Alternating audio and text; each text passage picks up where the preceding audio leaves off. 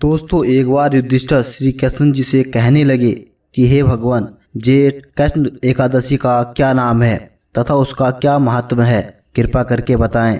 भगवान श्री कृष्ण कहने लगे कि हे राजन, यह एकादशी अचला तथा अपरा दो नामों से जानी जाती है। पुराणों के अनुसार जेठ कृष्ण पक्ष की एकादशी अपरा एकादशी है, क्योंकि यह अपार धन देने वाली है। जो मनुष्य इस व्रत को करते हैं वे संसार में प्रसिद्ध हो जाते हैं।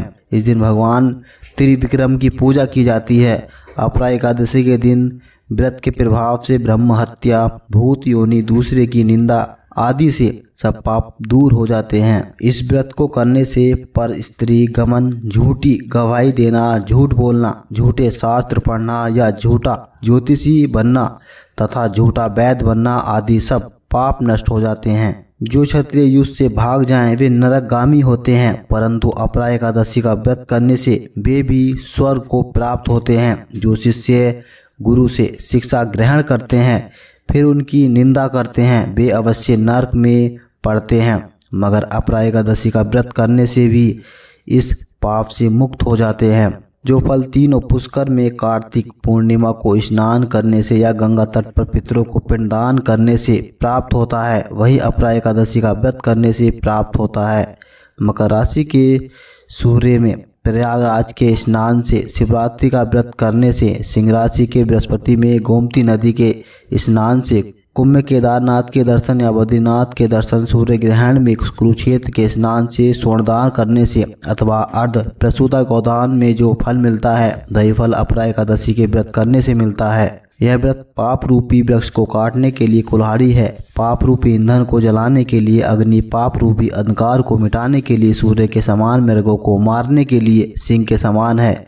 अतः मनुष्य को पापों से डरते हुए इस व्रत को अवश्य करना चाहिए। अपरा एकादशी का व्रत तथा भगवान का पूजन करने से मनुष्य सब पापों से छूटकर विष्णु लोक को जाता है।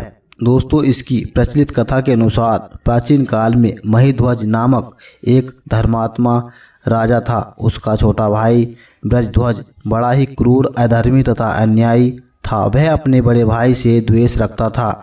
उस पापी ने एक दिन रात्रि में अपने बड़े भाई की हत्या करके उसकी देह को एक जंगली पीपल के नीचे गाड़ दिया। इस अकाल मृत्यु से राजा प्रेत आत्मा के रूप में उसी पीपल पर रहने लगा और अनेक उत्पात करने लगा। एक दिन अचानक धौम्य नामक ऋषि उधर से गुजरे। उन्होंने प्रेत को देखा और तपोबल से उसके अतीत को जान लिया। अपने तपोबल से प्रेत उत्पात का कारण समझा। ऋषि ने प्रश्न होकर उस प्रेत को पीपल के पेड़ से उतारा तथा परलोक विद्या का उपदेश दिया।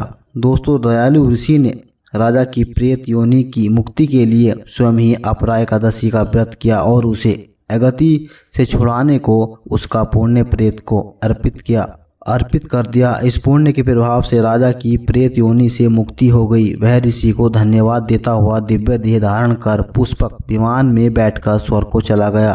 दोस्तों, श्री कृष्ण कहते हैं, हे राजन, यह अपरा एकादशी की कथा मैंने लोकहित के लिए कही है।